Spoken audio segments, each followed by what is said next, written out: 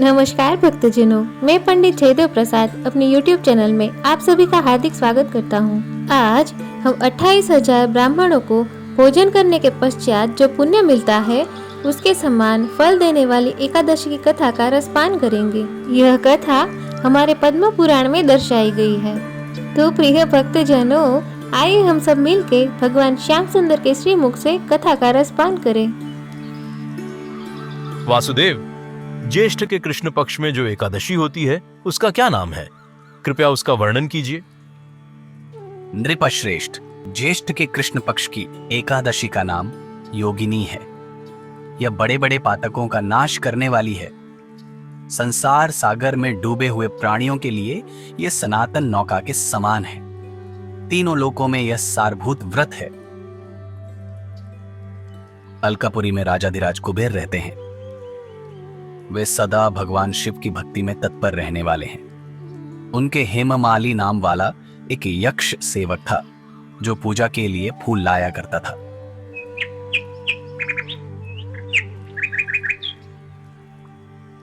हेममाली की पत्नी बड़ी सुंदरी थी। उसका नाम विशालाक्षी था। वह यक्ष कामपाश में आबद्ध होकर सदा अपनी पत्नी में आसक्त रहता था। एक दिन की बात है, हेममाली मानसरोवर से फूल लाकर अपने घर में ही ठहर गया और पत्नी के प्रेम का रसास्वादन करने लगा। अतः कुबेर के भवन में न जा सका। उन्होंने दोपहर तक फूल आने की प्रतीक्षा की।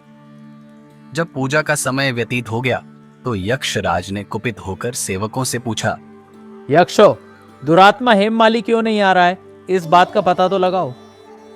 राजन, वह तो पत्नी की कामना में आसक्त हो अपनी इच्छा के अनुसार घर में ही रमण कर रहा है। उनकी बात सुनकर कुबेर क्रोध में भर गए और तुरंत ही हेममाली को बुलवाया। देर हुई जानकर हेममाली के नेत्र भय से व्याकुल हो रहे थे। वह आकर कुबेर के सामने खड़ा हुआ। उसे देखकर कुबेर की आंखें क्रोध से लाल हो गईं। वे बोले, ओ पापी, ओ दुष्ट, ओ दुराचारी, तूने भगवान की अवहेलना की है। अतः कोढ़ से युक्त और अपनी उस प्रियतमा से वियुक्त होकर इस स्थान से भ्रष्ट होकर अन्यत्र चला जा। कुबेर के ऐसा कहने पर वह उस स्थान से नीचे गिर गया। उस समय उसके हृदय में महान दुख हो रहा था।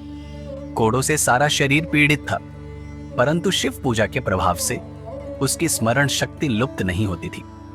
पातक से दबा होने पर भी वह अपने पूर्व कर्म को याद रखता था। तदनंतर इधर उधर घूमता हुआ वह पर्वतों में श्रेष्ठ मेरुगिरी के शिखर पर गया।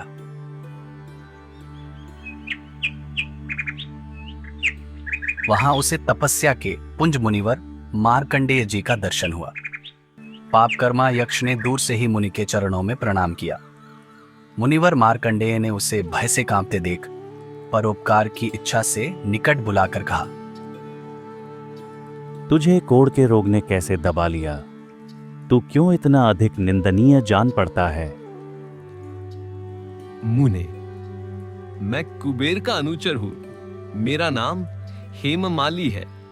मैं प्रतिदिन मानसरोवर से फूल ले आकर शिव पूजा के समय कुबेर को दिया करता था।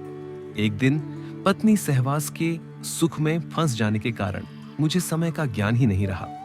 अतः राजाधिराज कुबेर ने कुपित होकर मुझे शाप दे दिया, जिससे मैं कोढ़ से आक्रांत होकर अपनी प्रियतमा से बिछुड़ गया। मुनि श्रेष्ठ, इस समय किसी शुभ कर्म के प्रभाव से मैं आपके निकट आ पहुंचा हूं। संतों का चित्त स्वभावतः परोपकार में लगा रहता है। यह जानकर मुझ अपराधी को कर्तव्य का उपदेश दीजिए।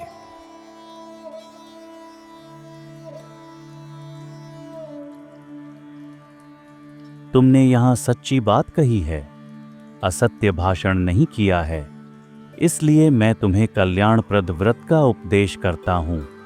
तुम ज्येष्ठ के कृष्ण पक्ष में योगिनी एकादशी का व्रत करो। इस व्रत के पुण्य से तुम्हारी कोढ़ निश्चय ही दूर हो जाएगी। ऋषि के ये वचन सुनकर हेममाली दंड की भांति मुनि के चरणों में पड़ गया। मुनि ने उसे उठाया। इससे उसको बड़ा हर्ष हुआ। मार्कंडेय जी के उपदेश से उसने योगिनी एकादशी का व्रत किया, जिससे उसके शरीर की कोढ़ दूर हो गई। मुनि के कथनानुसार उस उत्तम व्रत का अनुष्ठान करने पर वह पूर्ण सुखी हो गया। नृपश्रेष्ठ, यह योगिनी का व्रत ऐसा ही बताया गया है। जो 88,000 ब्राह्मणों को भोजन कराता है, उसके समान ही फल उस मनुष्य को भी मिलता है जो योगिनी एकादशी का व्रत करता है। योगिनी महान पापों को नाश करने वाली और महान पुण्य फल देने वाली है। इसके पढ़ने और सुनने से मनुष्य सब पापों से मुक्त हो जाता है। तो प्रिय भक्तजनों, ऐसी ही पौराणिक कथाएं जानने के लिए मेरे चैनल को सब्सक्राइब करें। मिलते हैं अगले वीडियो में, तब तक के लिए जय श्री कृष्णा।